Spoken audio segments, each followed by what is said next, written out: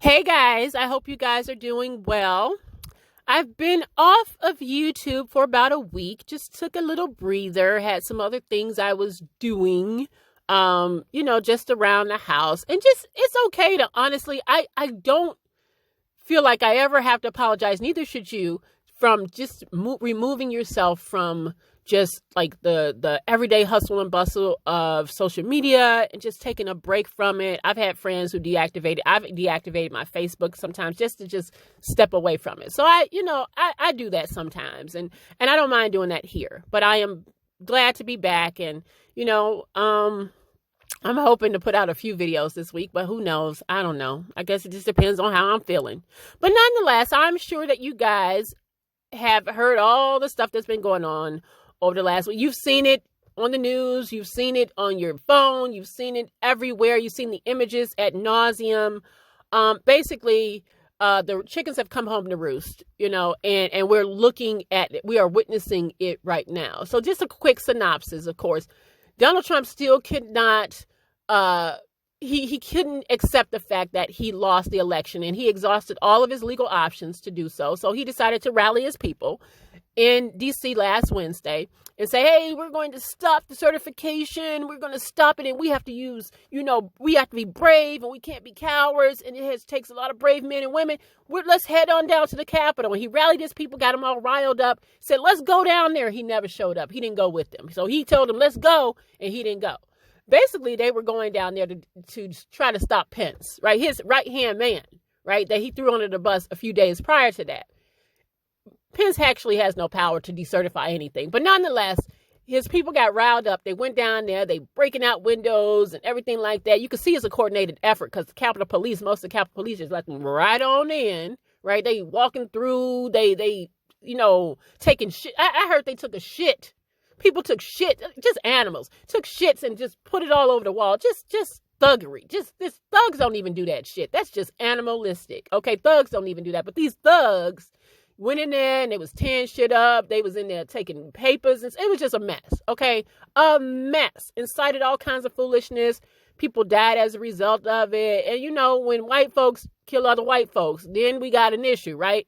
So a lot of people, right, were blaming Donald Trump because he incited it. He got them riled up. They was riled up. He was like, yeah, let's go down there. And these social media platforms decided that because he had been inciting this kind of violence, and he had been doing it for a minute, by the way, we're going to go ahead and remove him. So first, Twitter suspended him for like 12 hours. And it's funny because when they finally banned him, he got on his presidential Twitter handle and they banned him from there. And then somebody was like, oh, I'll let you use mine. And that dude got banned. So it was kind of funny. But nonetheless, he is banned off of all of these. Even Pinterest was like, no, you will not be pinning how to make hoods, the little pointy hoods over here. You won't be pinning that kind of shit anymore. I mean, they banned him from Twitch. They banned him from everything. Snapchat. I didn't even know the president Snapchatted. But nonetheless, he is banned from all of these platforms. And a lot of people felt a type of way because they felt like this was a bridge too far when it came to censoring what he can say. Okay. A lot of people were not happy about it. Now, I don't give a damn personally. And I got some opinions about the fact that I think that all of this that these platforms are doing is pretty much like Johnny come lately and disingenuous. But the resident 5G expert, Keri Hilson, who pops up every now and then to give her expertise on 5G and the correlation between 5G and, the Rona. She decided to pop in and she had some thoughts about him being censored or banned off of these social media platforms. And she got dragged for it. All right. And I want to hear your thoughts about it. So she said, this may be funny, but it's a little dangerous too. Take Trump out of it for a moment. A democracy must include freedom of speech. Imagine other leaders or popular figures not being able to voice their opinion if it opposes the majority of world leaders. Our freedom of speech being taken from us, slowly but surely censorship. If the leader of the free world can be removed, imagine the same right of civilians. Imagine believing every time you read false information detected and propaganda deceptive reports, and flat out lies being the only thing we see. So, when Keri posted this, she got dragged. Matter of fact, I posted something on Twitter like, Keri, listen, I like Keri. I love Keri Hilson's music. I think she's a beautiful woman, but I can't be out here trying to care more about your career, Keri, than you care about it yourself. Because as soon as she posted this, I knew what was going to happen. Because first things first,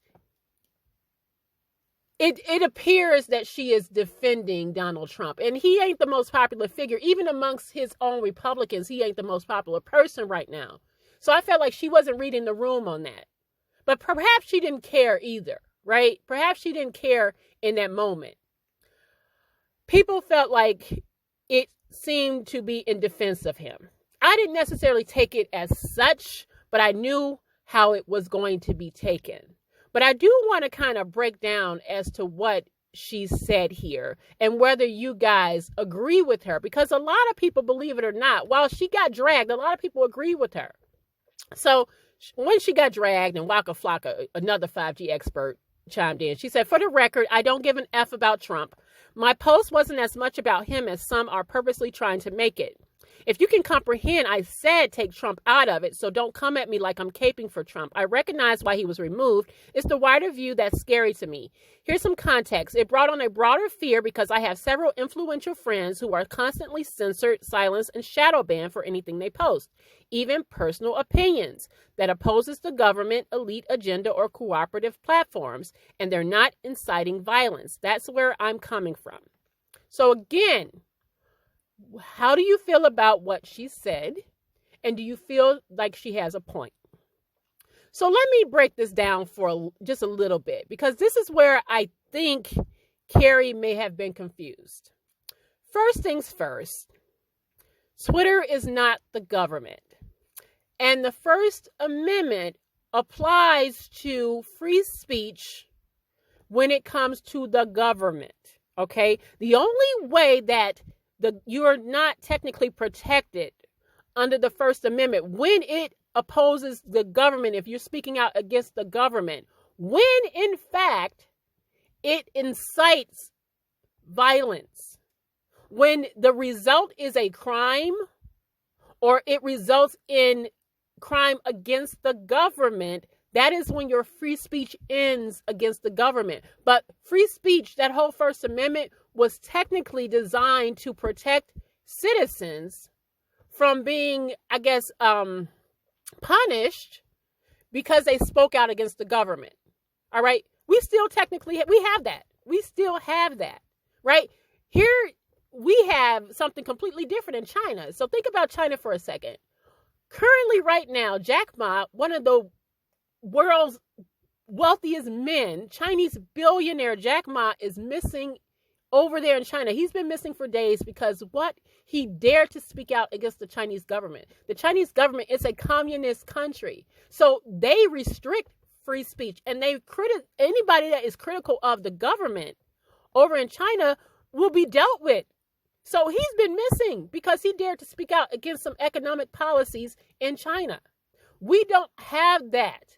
So it's not the same. You are able to speak out, but Twitter is not the government. Twitter is a private entity, just like Facebook, Pinterest, Instagram, Snapchat. They are all private companies, private entities. And when you sign up for these free apps and those terms and conditions, believe it or not, I know most of us don't read them, and I certainly am guilty of not reading them either. But one thing I do know about them is that they have the right to boot you off if they feel that you have violated their terms and conditions and their policies.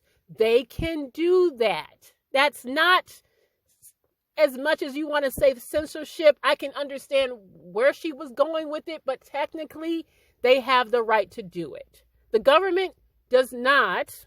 Again, unless you are inciting or it results in violence, you're not protected. But the government has no say-so in what a private company can do in this regard.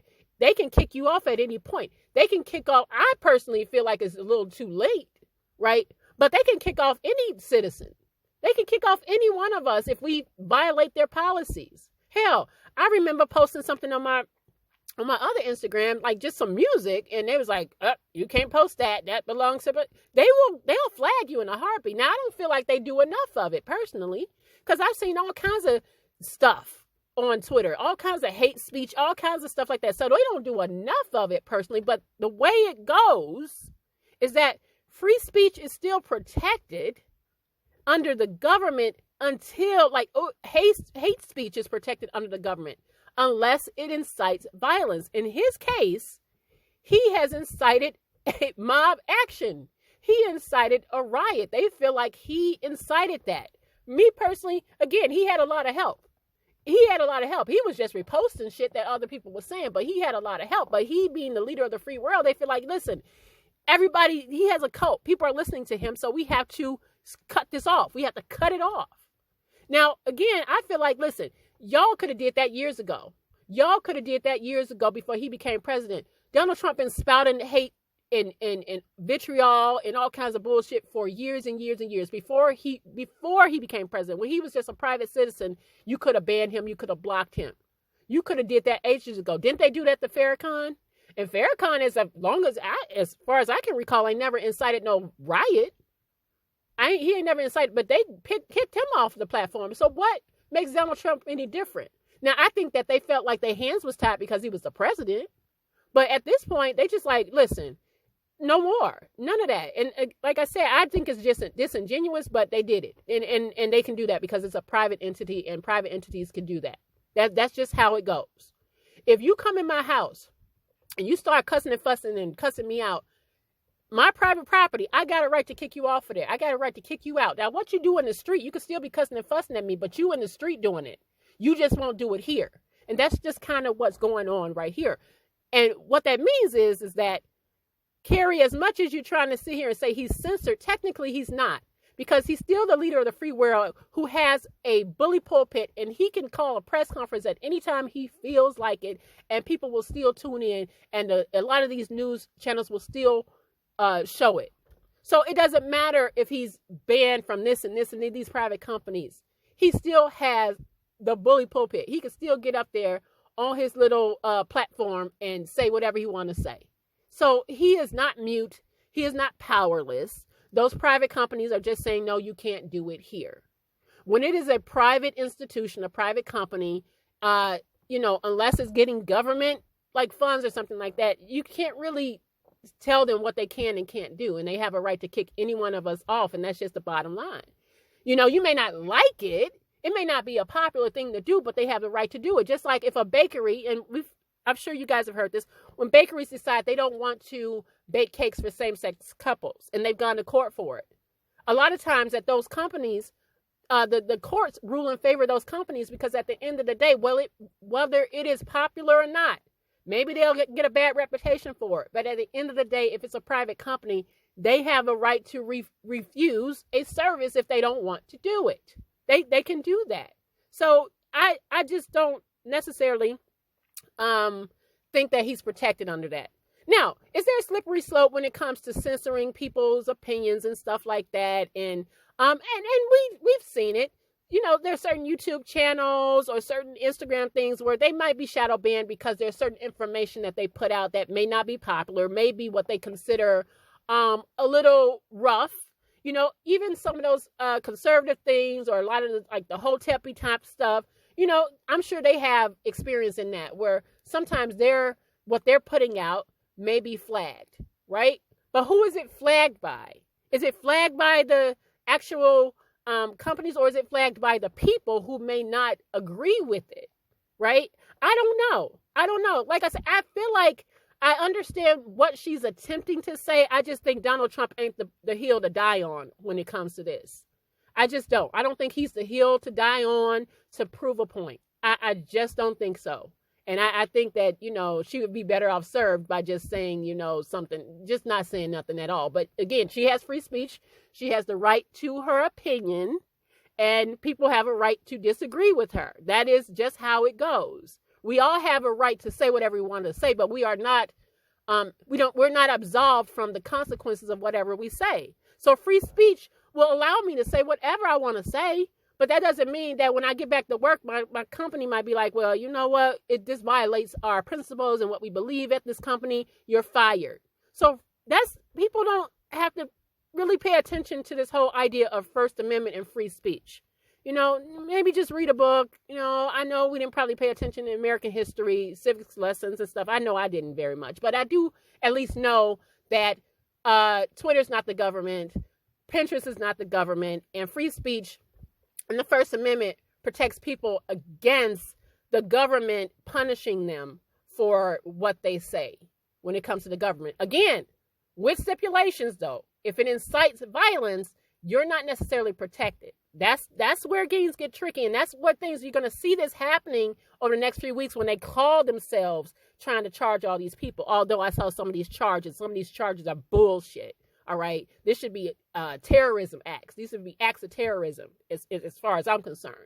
But I don't know, guys. I just kind of wanted to come on here and say that because I saw Keri getting dragged Saturday night, Sunday morning, and I said, "Boy, this ain't the hill to die on, Keri. I see where you were trying to go with it, but this ain't the man to, make an example of. Honestly, like I said, I think he should have been gone ages ago. He should have been gone years ago, and he wouldn't even been president had they got rid of him a long time ago for some of the stuff that he said. But I just want to know your thoughts on this. What do you guys think about what she said?